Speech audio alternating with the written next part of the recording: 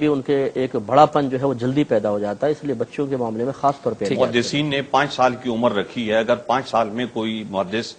وہ اپنی یاد کے حساب سے حدیث روایت کرے گا تو اس کو قبول کریں۔ ٹھیک ہے، اچھا شاہ صاحب یہ بتائیں، ماں باپ سے بدتمیزی کون سا ایسا عمل ہے جس کو ہم کہیں گے کہ یہ بچہ یا یہ بچی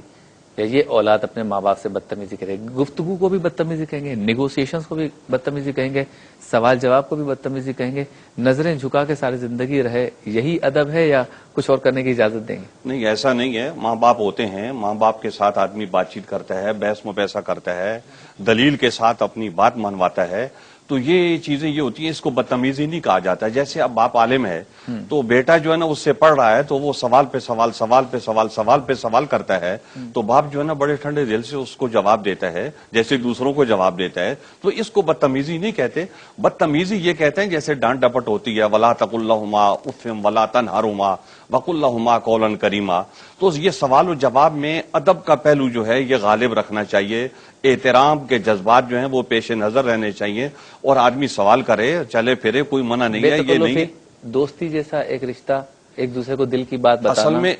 اصل میں ہوتا یہ ہے کہ بعض باپ جو ہوتے ہیں ان میں فرق ہوتا ہے کہ وہ اور مزاج کے ہوتے ہیں، دوسرے اور مزاج کے ہوتے ہیں۔ ایک باپ وہ ہوتا ہے جو دبدبے سے گھر میں رہتا ہے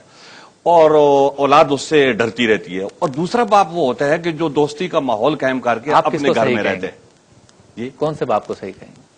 میں دونوں باپوں کو صحیح کہوں گا، اس لیے کہ وہ اپنا نظام ہر ایک بہتر سمجھتا ہے کہ میں کس طریقے سے کرتا ہوں، کیونکہ کوئی بھی اپنی اولاد کا دشمن نہیں ہوتا۔ نہایت اور اعلیٰ درجے کی جو آدمی کو محبت ہوتی ہے وہ اپنی اولاد سے ہوتی ہے، تو لہٰذا وہ تربیت جس نظام سے سمجھتا ہے کہ اس نظام سے بہتر ہے تو وہ اس نظام سے کرتا ہے۔ جیسے ایک بچہ روتا ہے تو ماں اس کو الگ انداز سے چپ کراتی ہے، دوسرا بچہ روتا ہے تو اس کو الگ انداز سے چپ کراتی ہے، ایک مطالبہ کرتا ہے تو اس کو اور طریقے سے خاموش کیا جاتا ہے، دوسرا مطالبہ کرتا ہے تو اس کو اور طریقے سے خاموش کیا جاتا ہے۔ اس حوالے میں ماں باپ کو اختیار ہے کہ وہ جو سا طریقہ چاہیں اختیار کریں۔ اچھا میں اس سوال کو یوں لے لیتا ہوں، آپ بھی یقیناً والد ہیں، کون سا طریقہ آپ اختیار کریں؟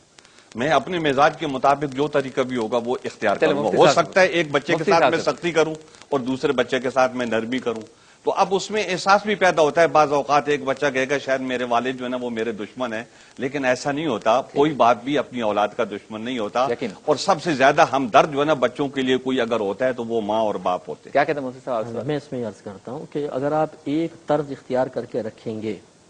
چاہے وہ اصلاح کی نیت سے ہو،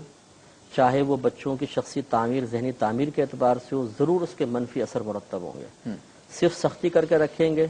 بچوں کی شخصی تعمیر ختم ہو جائے گی۔ سافٹ رہنا چاہیے، صرف سافٹ رہیں گے، بچے بدتمیز ضرور ہوں گے۔ اس کے لیے رول ماڈل ہے نبی کریم صلی اللہ علیہ وسلم کی حیات طیبہ، جہاں سختی کی ضرورت ہوئی سختی، اور جہاں نرمی کی ضرورت ہوئی وہاں اتنا پیار و محبت کہ لگتا تھا کہ سختی دور وجود نہیں، لیکن روب قائم ہے۔ میں ایک بات عرض کرتا ہوں، پہلے میری بات ہونے دیں۔ مسئلہ یہ ہے کہ بچوں کو آج کے دور میں دوست بنانا بہت ضروری ہے، میرا ذہن یہ کہتا ہے، لیکن اس طرح کے ماں باپ کا روب بھی قائم رہے، اس لیے کہ اگر آپ ان کو دوست نہیں بنائیں گے، وہ اپنا معافی ضمیر اپنے دوستوں کے سامنے بیان کریں گے اور ان سے گائیڈ لائن لیں گے، اور یہ ان کی تباہی کا سبب بنے گا۔ میں نے بہت سے بچوں کو برباد ہوتے ہوئے صرف اس لیے دیکھا ہے کہ وہ باپ سے بات کرتے ہوئے، ان سے بات کریں گے تو ڈانٹ پڑے گی، ماں سے بات کریں گے تو 2 جملے سخت سننے کو ملیں گے۔ اب کیا کریں؟ وہ جاتے ہیں دوسرے کے پاس، یار میں یہ کرنا چاہتا ہوں، کر لوں نہیں کر لوں،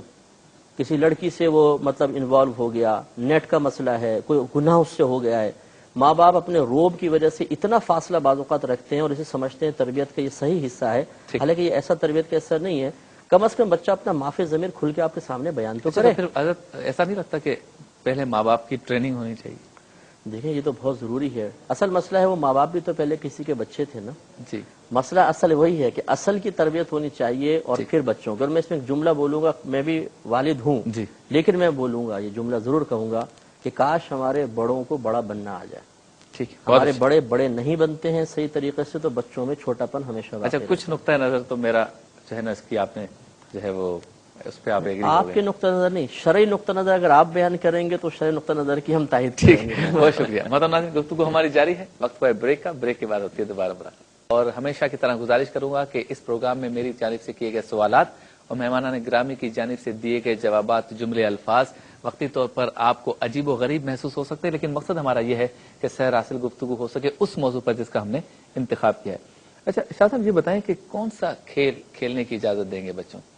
بعض اوقات کہا جاتا ہے یہ نہ کھیلو، یہ نہ کھیلو، یہ نہ پکڑو، یہ بال والی، یہ وقت کا اصل میں کچھ کھیل تو ہیں پرانے زمانے سے چلے وہ تو آپ کھیلے نہیں جا سکتے، اور حضور اکرم صلی اللہ علیہ وسلم نے ان کے بارے میں حکم بھی دیا ہے کہ آپ جو ہے نا جیسے تیر اندازی کا کھیل ہے، تیراکی کا ہے،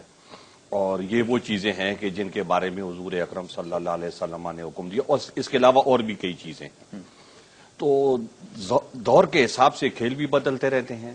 تو کھیل ہوتا ہے جسمانی نشو و نما کے لیے، تاکہ جسم مضبوط ہو، طاقت پکڑے۔ وہ المبرد جو ہیں انہوں نے ایک کتاب لکھی عربی ادب میں الکامل کے نام سے، تو اس میں حضرت اسماء رضی اللہ تعالی عنہا کے بارے میں لکھا ہوا ہے کہ وہ عبداللہ ابن زبیر چھوٹے تھے تو وہ ان کو اس طریقے سے مارتی تھیں، ایستا ایستا ایستا ایستا، اس طریقے سے مکے مارتی تھیں تاکہ ان کا بدن جو ہے وہ مضبوط ہو۔ تو مقصد کھیل سے یہی ہوتا ہے کہ بدن جو ہے وہ مضبوط ہو جائے، انسانی صحت جو ہوتی ہے وہ اپنے قرار پہ پہنچ جائے۔ کھیل کا مقصد یہ ہوتا ہے۔ اس طرح سے تو اب سوال یہ پیدا ہوتا ہے اس میں کہ کوئی ایسا کھیل ہے جو ہمارے شرعی تقاضوں کو مجروح کرتا ہے، تو اس کے بارے میں تو شرعی حکم یہی ہوگا کہ یہ کھیل نہ کھیلا جائے۔ اور اگر کوئی کھیل ایسا ہے کہ جو شرعی تقاضوں کو مجروح نہیں کرتا تو اس کی اجازت ہوگی، وہ کوئی سے بھی کھیل ہو، کسی ملک کا بھی کھیل ہو۔ کیسے پتا چلے گا کہ یہ مجروح کرتا ہے نہیں کرتا؟ جیسے اس میں بے پردگی ہوتی ہے، جیسے کوئی ایسا کھیل ہے کہ جس میں سطر جو ہے نا وہ کھلا رہ جاتا ہے، کہ جو سطر فرض ہے کہ ناف کے نیچے سے لے کر گھٹنوں تک جو ہے یہ فرض ہے ڈھانکنا، تو اب اس فرض کے اوپر اثر انداز ہوتا ہے تو وہ عمل جو ہے نا وہ مجرور قرار پائے گا، وہ کھیل مجرور۔ سطر اس پر لاحق یا لاگو ہی نہیں ہوتا یہ شرعی طور پر، بچہ ہے وہ نا، مطلب یہ ہے کہ وہ بچہ ہے، آج تو آپ اس کو کھلا رہے ہو لیکن اس نے بڑا بھی تو ہونا ہے نا۔ جو کھیل آپ اس کو کھلا رہے ہو تو وہ آگے بڑھے گا تو وہ کھیل وہ کھیلے گا۔ ایک کھیل وہ ہے کہ جو چھوٹا بچہ کھیلتا ہے، اور ایک کھیل وہ ہے کہ جو جب وہ آگے بڑھتا ہے تو وہ کھیل کھیلتا ہے۔ آپ یہ کہتے ہیں شروع سے اس کی پابندی رکھیں گے یا اس کی ذہن سازی کریں گے؟ شروع سے اس کی ذہن سازی کریں گے کہ بیٹا یہ طریقے سے شریعت کے مطابق جو ہے نا یہ کھیل ہیں، یہ کھیلو، یہ کھیلو، یہ کھیلو، تو اس حساب سے وہ آگے بڑھتا رہے گا۔ اور اگر آپ اس کو شروع سے آزادی دے دیں گے، کچھ کہیں گے نہیں، تو وہ یہ سمجھے گا کہ شاید دنیا کا ہر کھیل جو ہے نا وہ جائز ہوتا ہے۔ اچھا مفتی صاحب، یہ جو چھوٹی عمر میں بچوں کو کہا جاتا ہے اور دیکھا بھی ہے، اس کو امامہ پہنا دیا 6 سال کا، وہ اپنا وزن نہیں سنبھال پا رہا، اس کو کہا یوں لپیٹ کے اس کو روزانہ دن میں تم نے اس کو سیٹ کرنا ہے اور سیٹ رکھنا ہے، پانچیاں اس کے اوپر کر دی ہے، مسواک اس کی یہاں لگا دی، اور ایک ہی طرح کا سمپل سادہ جو ہے لباس اس کو زیب تن کروا دیا 5-6 سال کی عمر میں، آپ اسے نہیں دیکھتے کہ یہ سختی ہے یا اسے آپ تربیت کا عنصر کہیں گے؟ دیکھیے مسئلہ یہ ہے کہ بعض اوقات یہ کسی ایک اچھی حکمت اور مصلحت کے تحت کیا جاتا ہے، جو یہ عمل کر رہا ہے پہلے اس کی نیت، قصد و ارادہ کو معلوم کیا جائے، ہو سکتا ہے کہ اس کے پیچھے کوئی اچھی حکمت کار فرما ہو۔